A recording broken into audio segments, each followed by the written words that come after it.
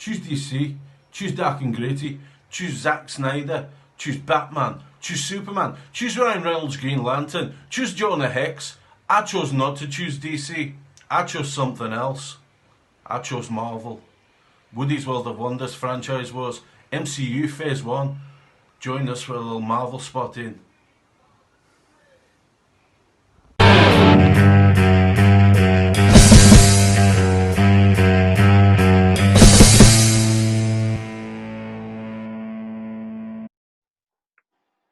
Good evening and welcome to next exciting instalment in Franchise Wars. And it's time to go full on Marvel. We've had the pretenders to the crown in the Xmen. So now let's talk about some good stuff.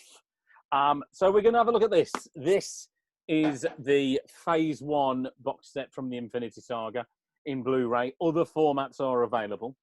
So we need to talk about Iron Man, The Incredible Hulk, Iron Man 2, Thor, Captain America, The First Avenger, and Avengers Assemble. I'll start. I think isn't Iron Man 2 as well part of it? Oh, yeah, I did say that, yeah.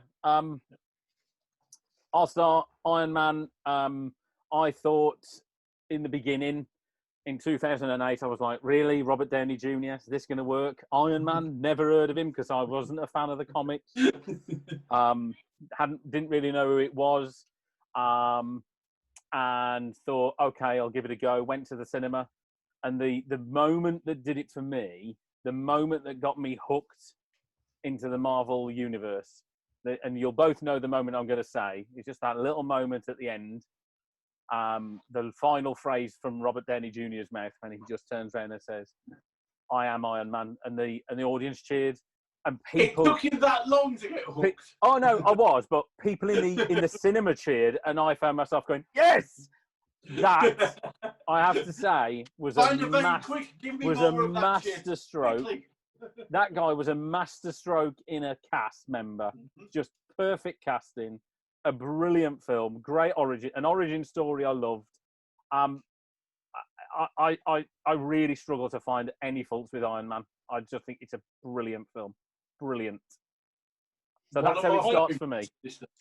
I struggle with all 6 movies apart from Avengers, really, because I don't like fucking origin stories. I like things to get straight into the fucking thing. And my biggest gripe I've got with Iron Man and Captain America, it's like fucking watching Superman all over again, but just a different fucking character, and I fucking hate that.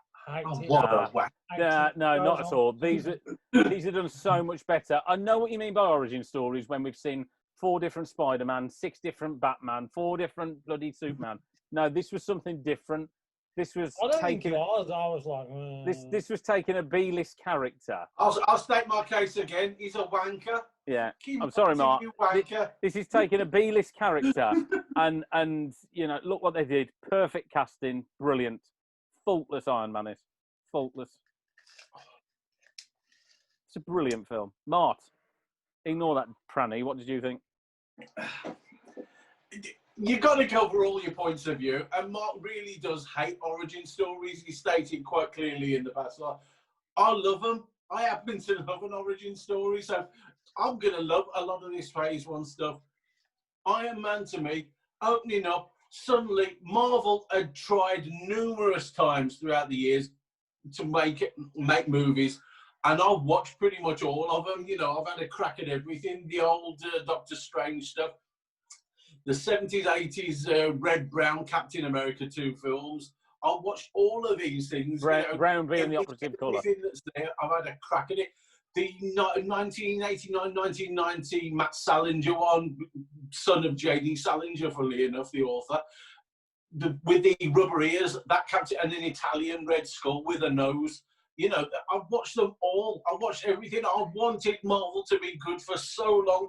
They were the comics that I loved as a I fucking love Marvel comics. I ate them up. I really enjoyed DC as well, but Marvel was my thing. I loved it. You know, I would read all the bullpen notes, everything, all the Stan Lee things, the whole lot. These were the I wanted so much from these characters. I really did. As a little kid, getting that 1976 sort of Marvel annual and just like, just reading that and just absorbing it so thoroughly. And the films had never been any good. Never. They were awful. I'd watch them constantly. I watched every comic book movie that I ever could, that was made by anyone. And the Marvel ones were some of the worst things you would ever come across. They were awful. About the best thing you got was the Hulk TV show. You got the Spider-Man one as well. Now, I feel really bad. I made my mum and my brother go to watch Spider-Man, the Spider-Man movie, instead of Star Wars one time. You know, that's what I wanted to go see, with a double bill with Cactus Jack. I made them go see that as a little kid because I moaned on that much about wanting to see it. And I felt that bad as an adult, looking back on it now, thinking, oh, God, this was awful. Shit, why the hell did I do it to her? And suddenly I see that Iron Man movie and everything was paid back to me. Thank God. The casting of Robert Downey Jr. was wonderful. The casting generally all throughout. Jon Favreau directing and popping in Sally Hogan. Great casting. Everyone was so wonderful in it. It was brilliant. The script was fantastic. And suddenly, there's a hero on screen that actually looks like he's sprung straight out of Marvel Comics. Iron Man shouldn't look that good. It really shouldn't. And the fact that they did that first one as well, it wasn't done like the rest, which was mainly CG and like bits and bobs. It was practical. It was all done like practicals. Oh, I loved it. And it's an origin story. It took a while to get there, but it wasn't like watching Superman the movie. You weren't sitting around for ages thinking, oh, God, I'm just bored to tears sort of thing. What the hell's going on?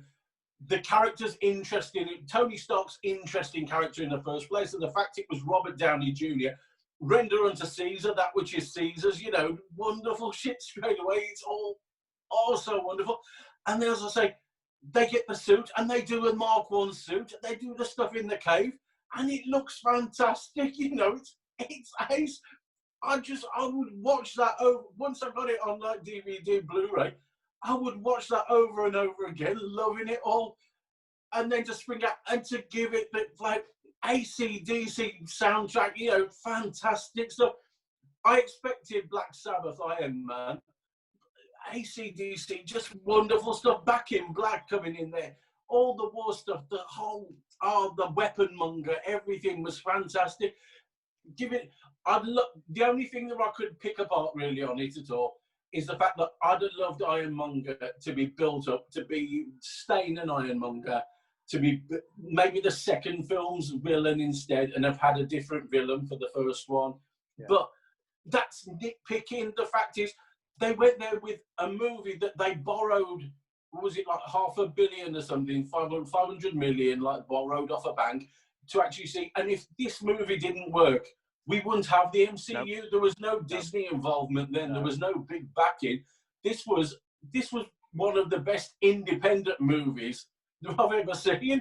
And that's what it was. It was an independent movie. They borrowed the money to make it. They picked an actor who was down on his luck, on his outs. No big studio would select Robert Downey Jr. They picked other people ahead of him, and then he came in and sold himself, and they just went for it. And our Lord and Saviour, Mr. Feige, this is the guy.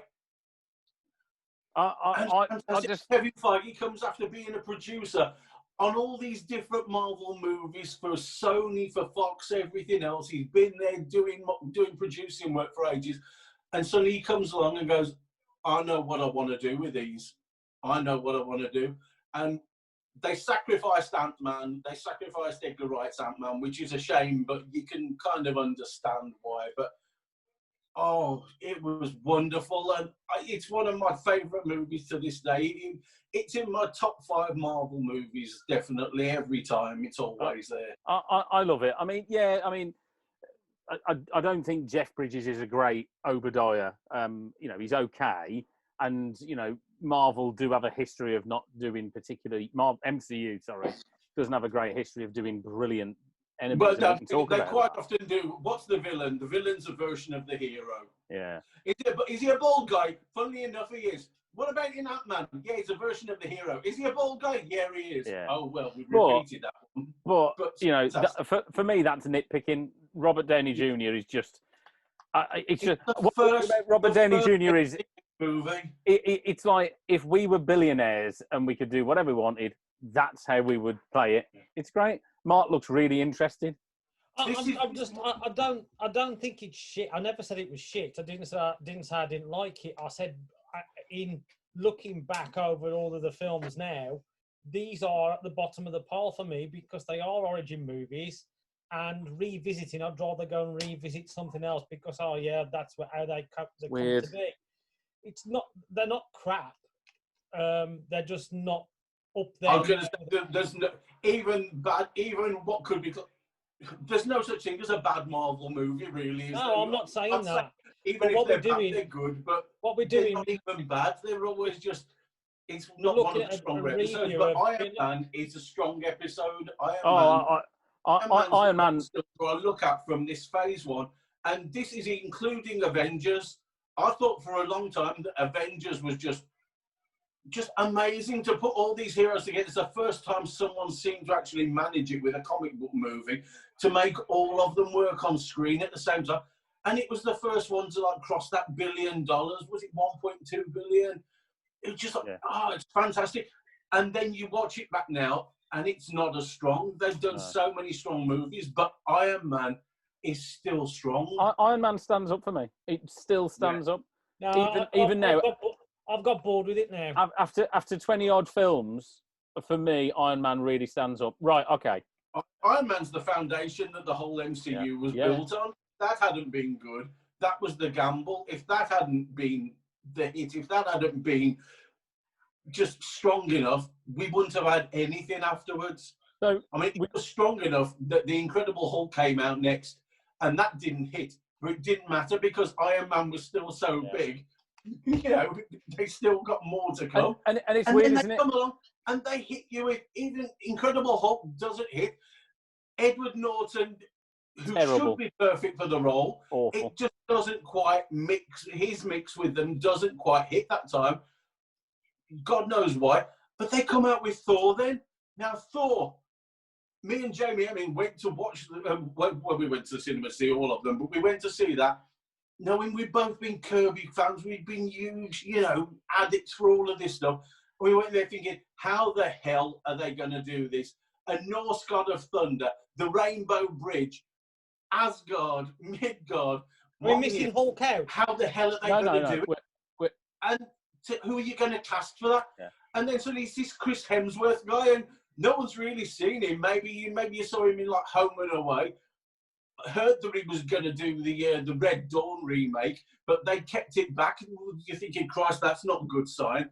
And then suddenly this huge blonde Aussie guy turns up with a semi-British, semi-Aussie accent, being directed by Kenneth Branagh, nonetheless. Fucking Shakespearean Frankenstein's Kenneth Branagh.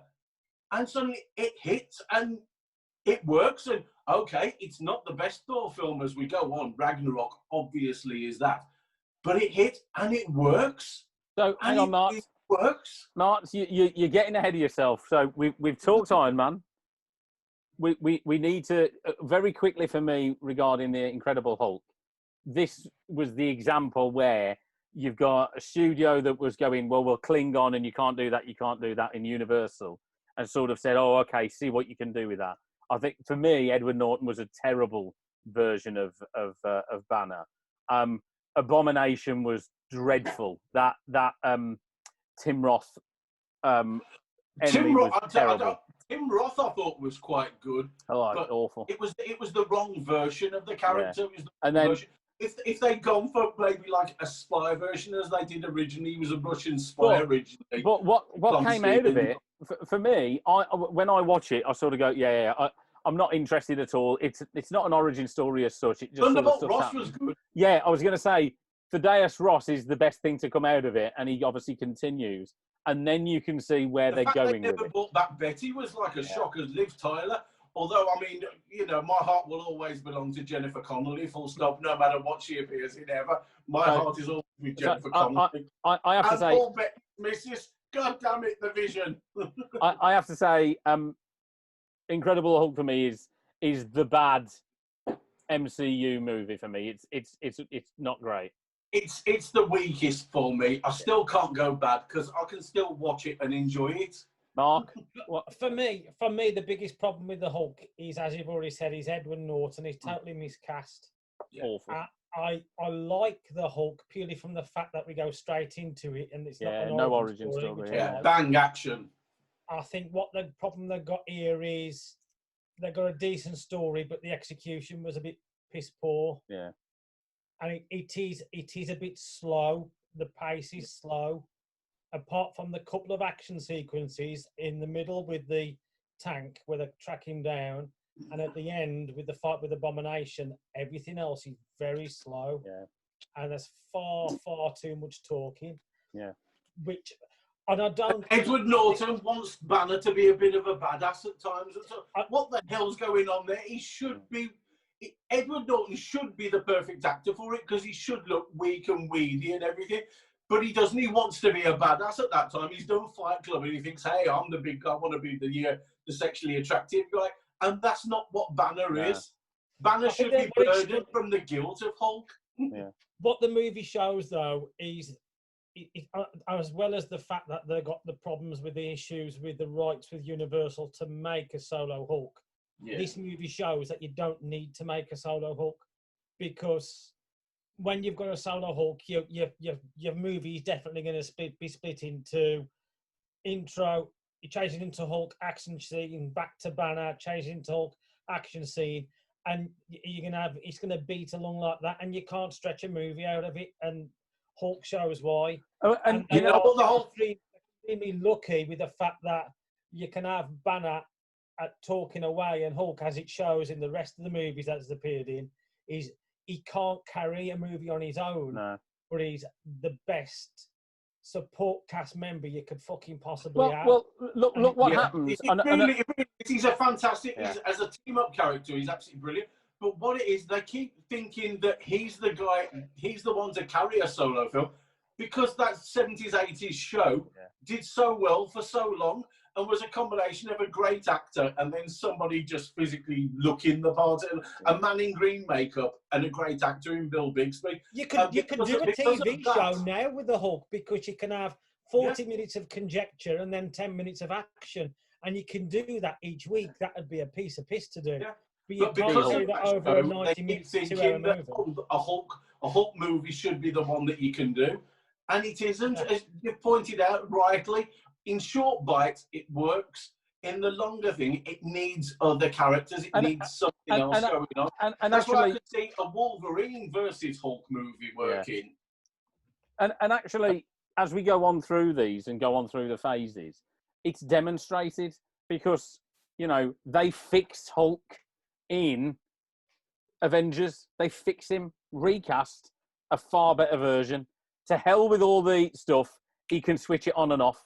People don't want to see oh, no, I don't want to be nah, let's just switch it on and off. Brilliant. And then, or certainly switch it on. And then you've got, and then it obviously progresses Age of Ultron. You can switch it on again. And then they go, let's go for it. And then what do? They use the Hulk character to help to fix Thor, who by the end of phase 2 desperately needed fixing when we went into phase 3. And you got the magnificent when we come to phase 2, when we talk about Dark World, we'll talk about So for me, Iron Man, brilliant. Iron Man. Hold on, Dutch angles. Let's just pop them on. Okay. Iron Man, fantastic, incredible Hulk, definitely not. And then, of course, as they always do, it was written in Downey Jr. had a sequel. It was Iron Man 2 next, and Iron Man 2 was great. AC/DC soundtrack, more of the same. Let's drag Whiplash out. And Mickey Rourke was a good Whiplash. Because he wants to cast another washed-up Hollywood guy who he thinks gets a second shot. And did a great job. Mickey Rourke. And did a great job. Could have been good, but Mickey Rourke's ego gets in the way of him being successful. He'd done Sin City, which had been his best role for decades, really. Yeah. Best thing since Angel Heart, probably for me. And fantastic. And then he comes onto this, and him and Robert Downey Jr. want to do a lot of improvising, want to do a lot of character and everything, and it doesn't work. No. It wastes a movie. They throw. There's a lot of fun action scenes, and one of the redeeming bits as now they've redone it all, retelling the story, is that little kid coming up in the Iron Man mask, coming up to the thing and saying, "Yeah, that's Peter Parker as a kid." Yeah, that's wonderful. Yeah, I think without Iron Man 2, and to be fair, again, Iron Man 2 is one of the weaker ones in Marvel because it doesn't really go anywhere, doesn't do much, but it does start to lend you things like I disagree on the expansion of it. You see a bit more of Nick Fury. What's built in there. When you go back and look at Iron Man 2, I think Iron Man 2 is possibly the most important MCU movie that was fucking made, because it opens the doors to everything. Go back and look at it. You've got the history going on with his fucking dad, laying the foundation for everything to come up with Cap. You got Nick Fury coming into it. You got Black Widow coming into it. You got the Hammer guy suiting up War Machine, who should have been in a lot more. Sam Rockwell should be in again. Something like that. Yeah. You've got because we love Sam Rockwell. People, for some unknown reason, have had a lot of hate on Iron Man 2. And I don't hate it. No. Tell you what's good about it as well, though. Iron Man 2. Yeah, what Mark's saying about sort of the world building that it did in that, they do the World Fair, and they've actually got Jim Hammond, like the original Human Torch, the android, in one of the display cases there, and the fact that they. Oh no, that's in the Captain America one. Sorry, that's in Captain America. Oh, but yeah. it's redoing the whole World Fair thing, which will be later redone again from the original back in Captain America. Well, I love Iron Man 2. I think it's got a lot of world building, and if they proper build on it, it's a proper precursor for what's coming and what's building on it. I love Iron Man 2, and you get a lot of the battle with a bottle sort of coming through, and I love it. Well, I think you probably like it as well because it's not an origin story. It's hang on, right, straight in. And I get that. I prefer Iron Man 1, but I do get that. And then, Martin, you've already mentioned it with Thor. Thor was... Yeah. I felt about Thor, as I famously did, about Guardians of the Galaxy. Really? Bloke with long hair, Nordic, how's that going to work? And, I was well wrong. What carried it was... the casting was great. Young upcoming, Tom Hiddleston, Anthony Hopkins. No, who'd heard of Tom Hiddleston beforehand? No. Who'd heard of Chris Hemsworth? Who'd heard of Tom Hiddleston? It was then great. So you've got Anthony Hopkins and Rene Russo. Then as my problem with Thor now, when I look back compared to what we have at the end of Phase 3.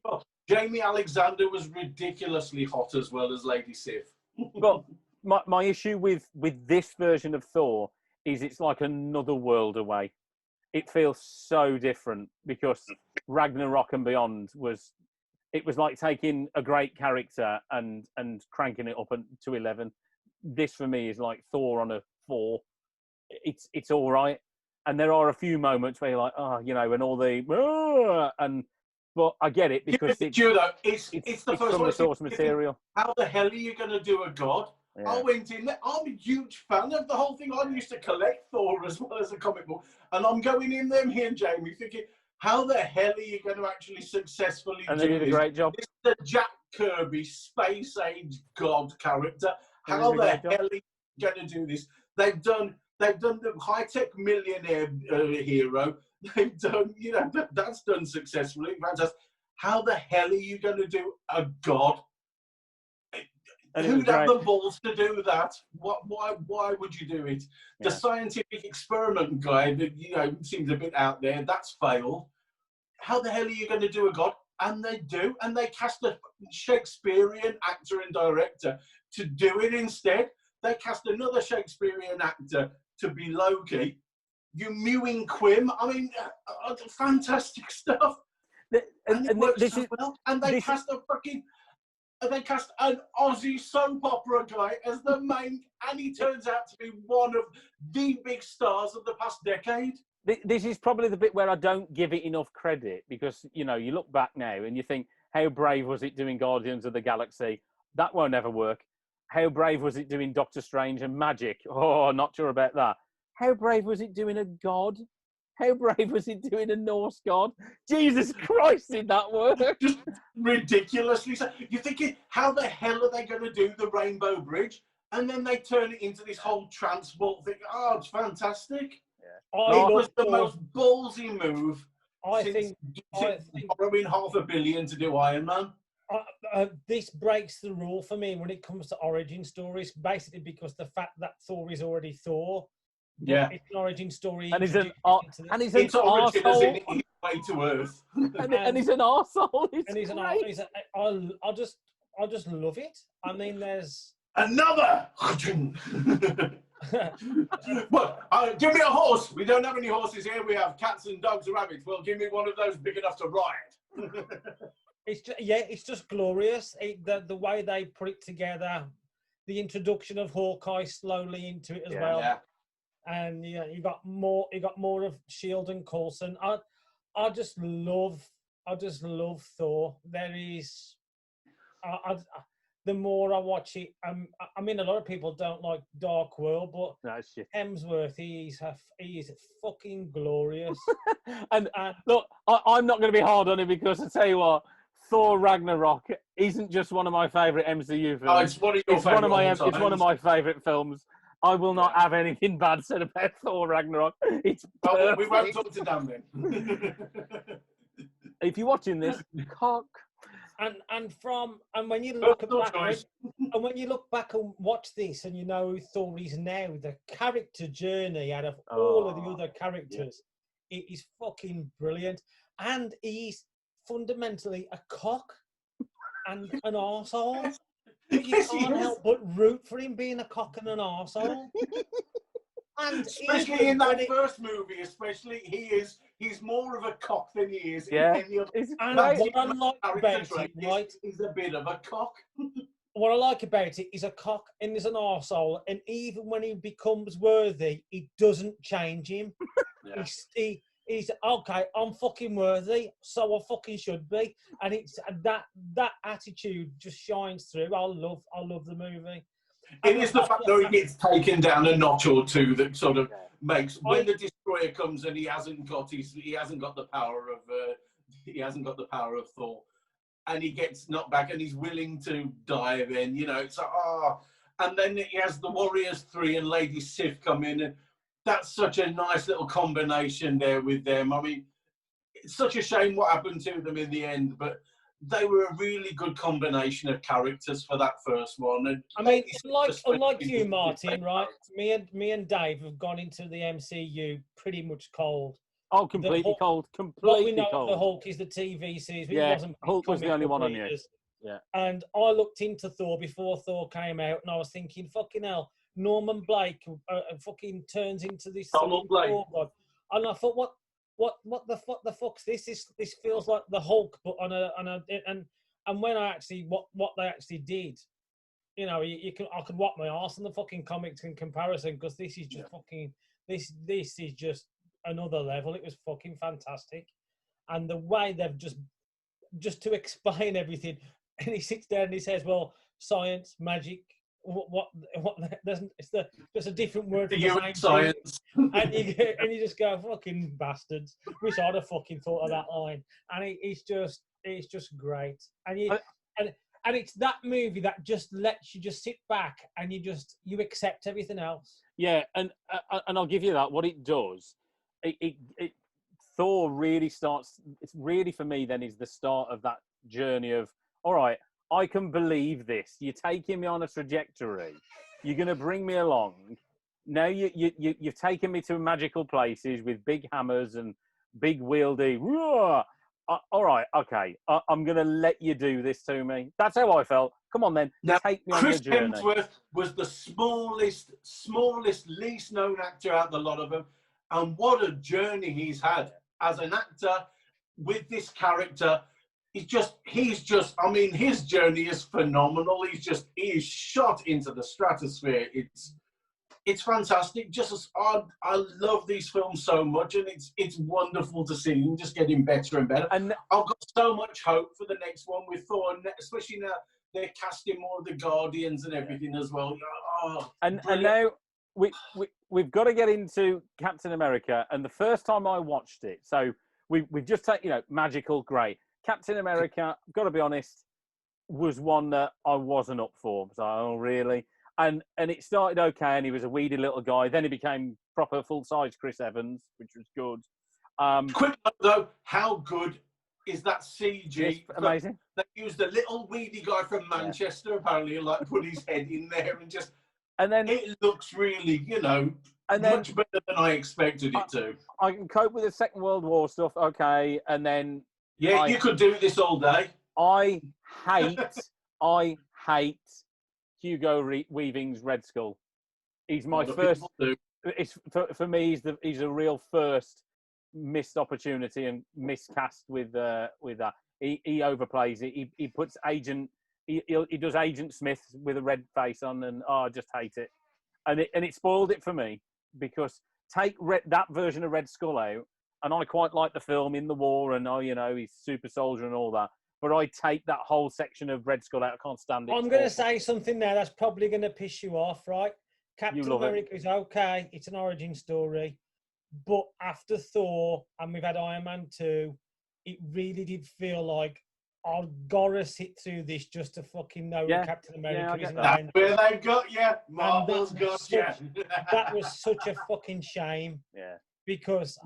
You've got to watch the next episode of Marvel movies. You've got to watch it. They've got you by the cojones. That's how it felt. Freezing you tightly. No, I love the shit. They got Joe Johnson in to direct it. The Rocketeer's Joe Johnson. I love the Rocketeer. I love Joe Johnson. What's Joe Johnson good at? He's good at comic book heroes, Nazis, mafia, all that stuff. Cram it all together. What's he do? He does that again. It's wonderful.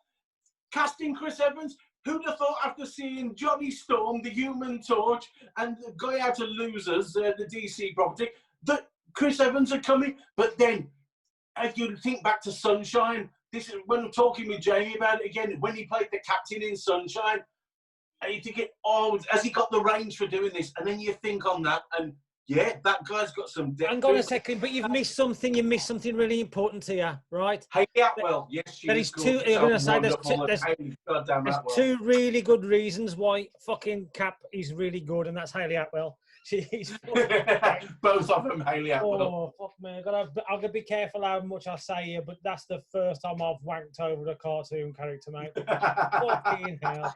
Right. Right, what we need to do... we both know that's a lie because you've seen Bugs Bunny as a lady. We've got another minute to talk Cap, and then we're going to have to pause, and then we're going to need to do a new video. It's the start. They give a character from the very beginning, the weak and weedy character, the kid who couldn't get in. He had polio. He was pathetic. And I love that. I love it. He was just desperate to be a hero. Not to be a hero. He was desperate to do the right thing.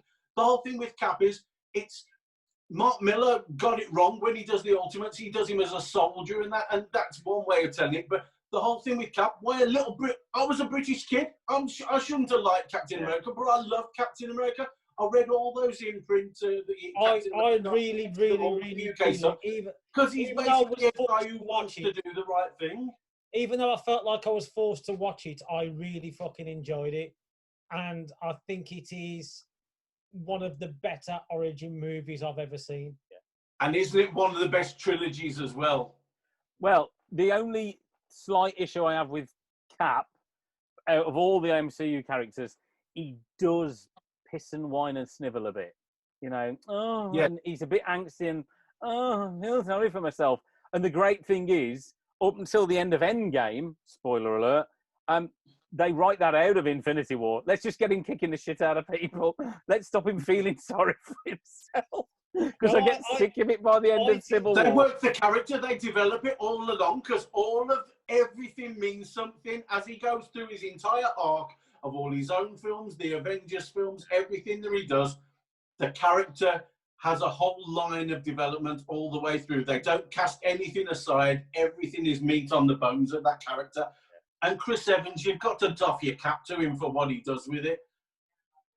a character that really a lot of people didn't particularly enjoy that first movie, and then it's gained more and more really as it's gone along. Parts of it, more. Parts of it I loved. Loved the origin bit. Loved the World War II bit. Hated Red Skull. That's where I am with it, and that's where it tumbles over for me. And the MCU does have a tendency to get a few of its bad guys wrong, and we'll talk about that. Right. So we're coming up to the finale of phase one, so we need to stop record and do a fresh take. So quick interval will be 2 minutes. Yeah, I'm actually going to go for the piss. So I'll see you in a Hello, darling. And we are back.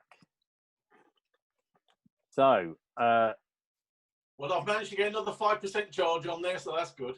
Oh, there we go. Great stuff. So, of course, then what happened? So we've just had Captain America: The First Avenger. We had a little preview trailer, and I remember vividly saying to Mark, there was a conversation I had with Mark going, and he's going, "You've got to watch these films." I said, "Iron Man was good, but oh God, what's going on?" He said, "Oh yeah, there's all these little hints, and it all pieces together like a big jigsaw as part of a huge big." And I'm like, "Come on!" I just want something to happen. And oh yeah, and Hulk's going to be in it. Oh yeah, but Hulk was crap. The Incredible Hulk was awful. Yeah, but they've cast a new guy in it called Mark Ruffalo. Who? What's he been in? Oh yeah, but it's going to be really good. And then I went, oh, all right, I'll watch Avengers Assemble. 17 again. And my romantic comedies, Mark Ruffalo. And then, my God, they did Marvel's Avengers Assemble, whatever you want to call it. And what a fucking disappointment. It was not. Yeah, and a 1.2 it wasn't. Highest money-making movie. I was taking the piss, Martin. Calm down. No, it was a huge 1.2 billion disappointment. It was magnificent. It was brilliant. Yeah. It was brilliant. What was it, Martin? You and I once said they took all of the B-list characters that you could find. Who? Marvel had gone bump in the 90s. They'd gone to pot. They'd lost. They had to sell all the good characters. Xmen Spider-Man's gone. your number Spider-Man one gone. Hulk gone. So who have you got left? Captain America, Thor. Whose biggest selling comic is the Xmen? Oh no, we sold that to Fox. Bugger. Yeah. What about it was the number one comic full stop? Spider-Man. Oh, we sold that to Sony. Yeah. Bugger. Who else have we got? We'll bring a woman who can do all these things. We'll call her Black Widow. Is that going to work? Yeah, we'll stick her in. Hawkeye. Yeah, he sounds good. Iron Man. Yeah, let's see what we can do. And they put it out for a visual feast for us. It was brilliant. And I have to say, it all started for me. Mark Ruffalo was a masterstroke of casting again. It was a masterstroke. Who saw that coming? I didn't. The guy, he was romantic comedies, Mark Ruffalo. Who saw him? Take all the seriousness of what's his name, Eric Bana and Edward Norton. Take all that rubbish out and let's just get a guy go, right, we know he's got problems. Let's make this a fun character. And what a change we had. I think he's brilliant. And, you know, what do you want in a film like that? You want an ensemble character. So you want fairly flimsy throwaway storyline. Check. You want a villain that you actually love to hate. Loki. Perfect. Let's have some beings from outer world so it's a bit large scale. Hey, how can we tie it all together? Let's have them falling out and squabbling. Let's have Hulk and Thor having fights. Yay! It was like being a kid. It was a magnificent film. Tom Hiddleston as Loki, though, you get that opening with Loki appearing through the doorway, and suddenly Tom Hiddleston, this foppish sort of Shakespearean actor, suddenly he's a badass. Yeah.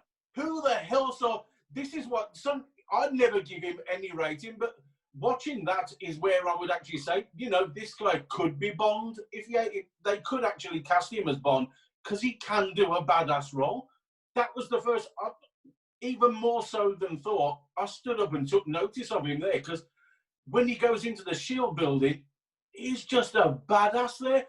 And the whole mewing Quinn bit is just so wonderfully quotable and just fantastic. The scenes between him and Scarlett Johansson's Black Widow are absolutely fantastic. it's just wonderful, wonderful one. And they never done a superhero film where they'd had many characters. Not Marvel, not DC, not nobody. Nobody had done a full ensemble cast piece of good characters and make it a successful film. And suddenly here comes Marvel, the little independent lot. But had they been bought by Disney by now? I bet they had for this. Got to have been, because suddenly, bang, they come along and they just deliver. And the box office starts going up and up and up. And you go along and see it. And if you do like we did, if you go see it a couple of times, you notice the different people going and seeing it. Even from when you first saw it, there was still a mix of people. You know, it wasn't all just the comic book geeks going to see it. It was everybody. And then if you went and saw it like a second or third time, you'd see even more. There were families, there were women, everyone was going to see it and everyone was enjoying it. Everyone was coming out talking about it. Everyone was gasping in the right places. It was a shock and a half. I say every week you'd see that box office going up and up and up and up. 500 million, 600, 700, 800, 900 million, million one, million two. And from out of nowhere, suddenly these films became the film series to go watch above everything. They became the film series that people wanted to be in, that wanted to direct, that wanted to do everything, that want to be associated with. What happened when you see that name Marvel at the beginning of a film? Suddenly that was it. All that they've got to do is put Marvel. All they got to do is put Marvel at the beginning of something, a Marvel movie, and people would go watch it. And you know, there's a certain type of movie, there's a certain quality of movie, a certain quality of performance that you will get straight away. If you don't know the character, which is where we'll come really in phase 2, when we start talking, especially about Guardians, when you don't know the characters, you've got confidence in the name Marvel. Yeah. And that's happened because of these films in phase 1. What you got to remember, though, is Avengers wouldn't have been as good, as accepted, and as many bums on seats if they hadn't have had 5 movies of character development first to throw everybody together in the pot. If they had gone origin in cold, stories, if they had gone in cold without them 5 movies, it would have fucking bombed. What happened with DC? DC tried that. They thought, we'll just jump straight in. What we've got now is we've got a load of standalone movies which you can watch, but it's a fucking soap opera now that they've created. It's the episodes. 4 to 5 episodes a year, and that's what we're going to be looking at as we move. And don't you love it? Don't you love them? No, this is season 1 of 6 episodes. I will give them down, and they will love me for it. It's Gladiator. It's what's not to not like? What's not to enjoy? What's not to love? You've got to love it. It gives you a warm feeling. You sit in the cinema and you go, right, that comic book flicker comes on. You know it's going to be good. You know you're going to be drawn in. All your special places. And you know, what was I like? There were moments in the Avengers film. There were moments where, and I've told you about this before, not quite like that, Mart, where you regress to being a kid. I'm sure this is where Evan came from. It is ridiculous. That panning shot around in the ruins of New York is staggering. Yeah. And the bit where Hulk in the wood between Cap, Iron Man, and Thor. That's the shield. Wonderful. Yeah. The Hulk and Thor fight, brilliant. Hulk and Thor riding on the Shatari ship, and then Hulk punches him off. Fucking wonderful. Well, stuff. before that, lining up with the bit into the top and then he smacks it. You need God. Yeah, it's just great. It's great. What's not to love? It's amazing. You got a version of the Hulk where you went, that's the one. That's what we've been waiting to see. The bit where Cap turns to him, where Cap does his speech and turns and he said, "You do that," and you know, Tony Stark's, okay. Hawk, Clint better clench up. Off he goes. Right, get the lightning, and Hulk smash. You shouldn't enjoy that as an adult male. That's ridiculous. You do. And they killed Coulson. Yeah. What Marvel learned very quickly and realised very quickly is you don't have to do dark and gritty. You can do Star Wars with superheroes, and that's why fucking Marvel works. As simple as that. It is. They give you you can be light and bright. You can have moments of darkness in there. You can have things but overall, you can be bright and you can sell a film to everybody. You can put out a film that everyone will love. You don't have to have lots of swearing. You don't have to have super dark and gritty, as you said. It's just wonderful. That was a film that, as I say, you would go to and you would see families, entire families, boyfriend, girlfriend, mother, father, kids, grannies, granddads, everyone could go and watch that, and it was just wow. What I liked about it as well, it was the first 4 or 5 films in the series, 400 million, 500 million, 300 million. I think Captain America: The First Avenger was 300 million. I think was the lowest of all of them. And then Avengers, like you say, was all the family going. What it gave us was a platform. People started to really get interested. I want to see the next Captain America. Oh, well, as Mark said, really, they made them episodes, and suddenly you go from watching the episodes to watching that major blockbuster double episode. Then what would happen is that would cap it off. So Avengers did 1.2 billion, but then the next round in Phase 2, they're going, oh, well, we'll all go and see that. I quite like the idea of a talking tree. That looks a bit daft, but it's going to be good, isn't it? Because it's a Marvel film. Kids, you want to go and see it? Mom, dad, girlfriend? Who knows about these characters? No one knows about these characters. Most comic book readers didn't know about these characters. I knew about these characters. I knew them from the first iteration of them. And the fact when you famously turned around to me going, I'm not sure about this. I wasn't, but I wasn't the only one. And what happens is... Let's not skip ahead, because that's the next phase. I wasn't the only one, but this first Avengers made everybody turn around and go, this is great. I remember going to the cinema and enjoying it. You know, we'd got 3D was still in full swing, or just about, or coming out of it. But it was an experience. It was big on screen. It was magic. It was mystical. It was big fighting. It was otherworldly.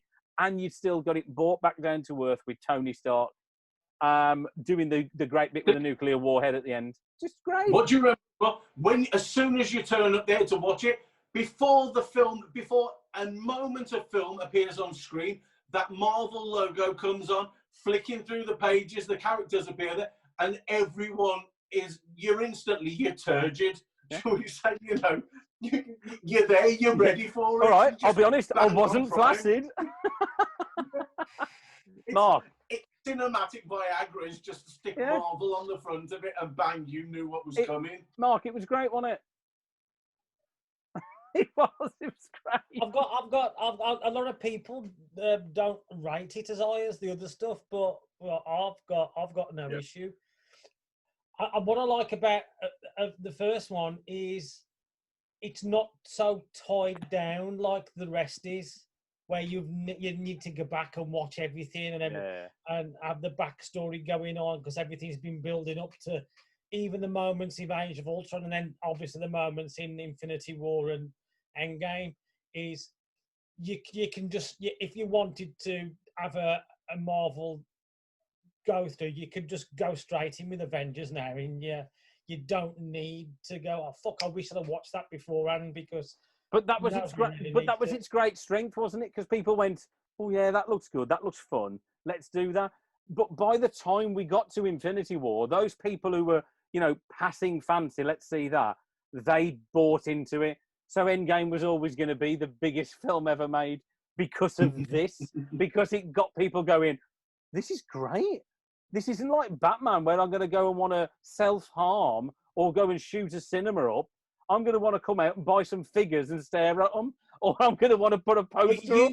It's great. You think about over the 4 movies of the Avengers and the money shots. You got that money shot in the first Avengers where you got the team together. You think, fuck me, they'll never beat that. Then in Age of Ultron, they're all fucking together fighting all the Ultron robots, and you go, fuck me, they'll never beat that. Then in Infinity War, they're fucking all running in Wakanda. You go, fuck me, they'll never beat that. On your left, fucking ace. Everything. It's just wonderful. They just they're a dream come true for someone who was a comic book kid from the 70s onwards. These films are a dream come true. I spent decades not being able to properly enjoy a Marvel movie. I've watched them all. I would say I've watched Marvel, I watch DC, I watch every independent, I watch anything that I ever get my hands on, full stop, of comic books, because I love comic books and comic book stories and the medium since I was a little nipper. And now this is just the golden age now. Suddenly, cinema, these are the big movies in cinema now. This is what you aim for. Well, I hate to say it, right? I'm going to be the bloke who pisses on everything, but I don't think we're going to ever have that feeling ever again. For two reasons. There's been a big build-up, and Endgame's going to take some beating for how we felt. And I think the world has changed too much because of COVID, and the way they're going to produce and churn out Marvel stuff for us is going to change. Cinema's been killed. Yeah. Cinema's dead. It's going to be streaming, and we're going to have to experience these things at home, and that's the reality of it. As much as you all say I'm wrong, I am fucking right. It's not going to die completely, but it's been a group thing. It's been going to see these movies as a surprise with people, and it's seeing the audience change from going to see those first movies to as you've gone to see the last movie, and to see the complete change from just the early comic book geek, the early films. You'd go to the smaller audiences, and it'd be mainly comic book geeks, a few girlfriends, a few comic book girls as well there. And then suddenly, slowly, the gathering of more and more people, of different people, of the non-geek variety, of people enjoying and loving these movies. Mark, I think you're wrong about this. I mean, look, you can't.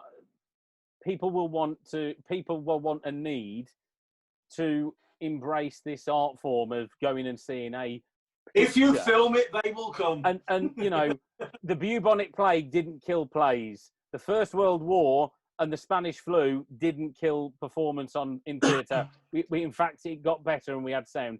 It will recover. What you got to remember is it's going to change. Our things change. My worry is we've had an amazing 10-year run. Disney owns its property, right? And first and foremost, Disney is a money-making machine. Yeah, I get business, that. right? Disney when they make a movie, it costs so much. When it goes to the cinemas, if it does 3 billion, they're only going to get 1.2 billion. Yeah, the rest goes to the fucking cinemas, right? If you keep making content direct to your consumers via streaming services, and you keep slowly building that content up, you build those people up, you could be bringing in 25 to 50 billion in revenue that you're never going to fucking get from the cinemas. That is the reality of it. But it hasn't touched. Disney likes to be paid on both hands. If Disney can be paid for pouring something out at the cinema, and then they get more people, because the only place you'll get what they do at the cinema is on their streaming service, and that's where they want to get paid again. But then after it's been there, it'll get released as a physical medium as well. They're not going to change. They're not going to be there. There's not going to be the revenue streams. I'm telling you now. I'm telling you now, things have changed.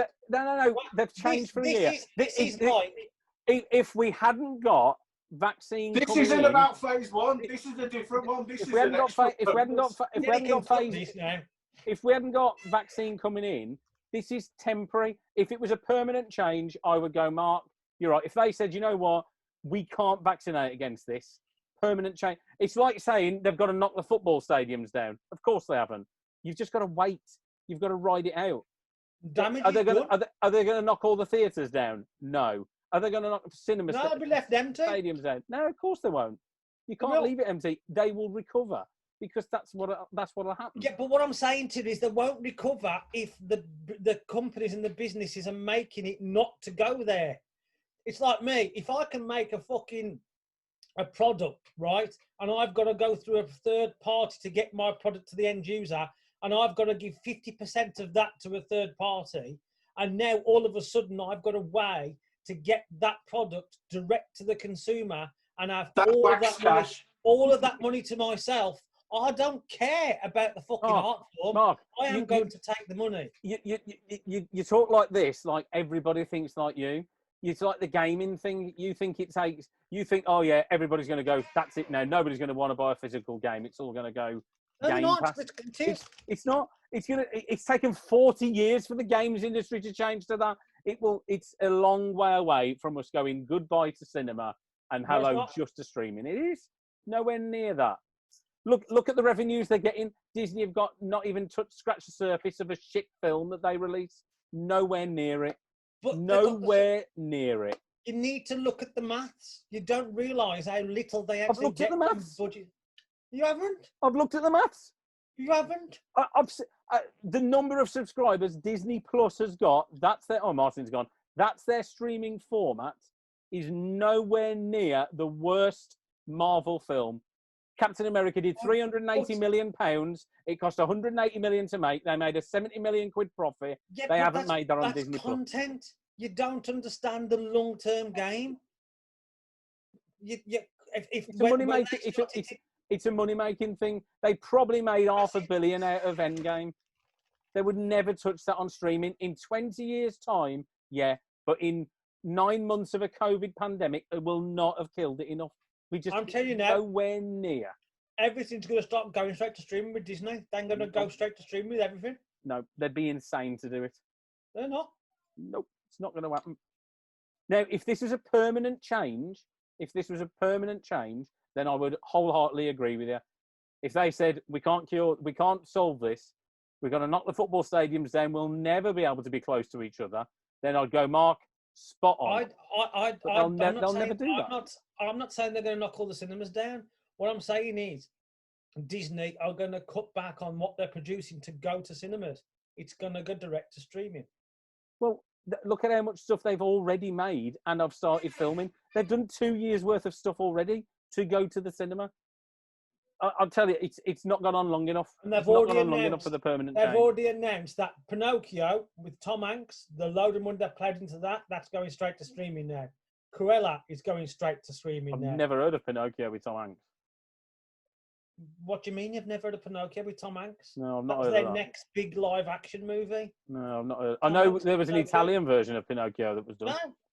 Tom Hanks with Pinocchio. Disney have made it. It's there. Cruella with Emma Stone, the new 101 Dalmatians reboot, is now going straight to streaming. And what's the other one? There's 3 they've done. Hang on, I'll tell you what they are. Is Martin coming back?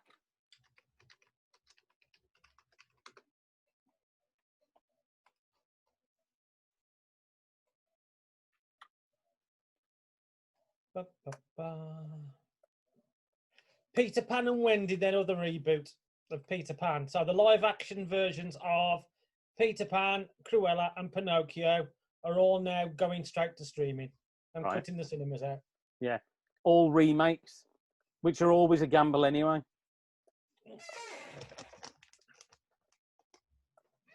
Is he coming? And I don't know, and they're all safe remakes. You know, they did Mulan because they were after a certain audience. Had the cinemas been open, China and the Far East would have flocked to see that. Absolutely. They'd have done $1 billion out of the Far Eastern market. I'm telling you now, nowhere near. Nowhere near it being knocked on the head. Nowhere near. Before the end of the year, Black Widow will be announced to go to streaming. It might do. But it'll be a mistake. Because it won't take anywhere near that money. Just it hasn't got the audience. How long has Netflix been going? How many subscribers has it got worldwide? 70 million subscribers. This is where you don't get the maths. Well, of course they have to pay out about 20 to 28 billion in licensing fees. Yeah. Disney don't have to pay any licensing fees because they own the property. Yes, but right. But do the maths. There's too much churn. Why do you think Sky have been doing it for 30 years? Why do you think that hit a ceiling and never went further with football, with sport? Because it couldn't go any bigger. But there's a big difference between £30 a month and $5.99. What, to see a premium product in football? No, people were paying it. It hit a ceiling. and people said, no, we won't do it. It's not going to happen. The maths isn't there. Disney have got 30 million subscribers. 75 million subscribers. No, Netflix has got 75 million. No, Netflix has got 120 odd million subscribers. But it's not enough. It's just not enough. It is long term. No, it's not. It's just nowhere near. They don't have to pay any licensing fees to anybody. They own the content outright. So, hold on. My battery's dead. I've just had to wait to get it back on. I'll just say goodbye now for editing into the video. Bye-bye. Bye-bye. This will probably be faded out any moment now. So bye-bye. While he's waffling on fucking constantly about bloody cinema. Bye-bye. I've loved this. This has been fucking ace. Okay. We do need to rank the Phase 1 films. So, really quickly, I'm going to do that. You better be really quickly as well. I've got some percent now. Okay. I'm going Avengers as my favourite and my top out of Phase 1. Then it's Iron Man. No. Then Iron Man 2. Then Cap. Yeah. Then Thor. Then Hulk. That's what I've gone. Fuck me. Thor's low down there. For me, it's Avengers. Then Thor. Then Iron Man 2. Then Iron Man. Then Cap. Then Hulk. Okay, mine's changed over the times. Iron Man's my number one. It was always Avengers, but it's Iron Man because I did a rewatch again, and Iron Man has just been stronger for me than anything else. Even though Avengers is a really, really special film, really special, Iron Man ranks above it for me. So it's Iron Man, Avengers, Thor, Iron Man 2, Hulk. So the only agreement we've got is... Oh, no, sorry. No, I missed that. Sorry. So Iron Man, Avengers... Oh, Captain America, Thor, Iron Man 2, Hulk. So the only agreement we have is we all love Avengers and Iron Man, and we all think Hulk is the weakest. That's where we've agreed. Okay, brilliant. Thank you, gents. So thank you for coming back to us, Martin. We'll say goodbye to this. Phase 2 I'm having to hold the phone just to keep the charging cable in and I've got my battery pack in, just trying to actually eke out some life out of this. Sorry, Mark and I were... In tribute to Thor, I'll give a Dutch angle. Rather than a Dutch oven. What's behind me? Well, it's Marvel comic covers. You mewing quims.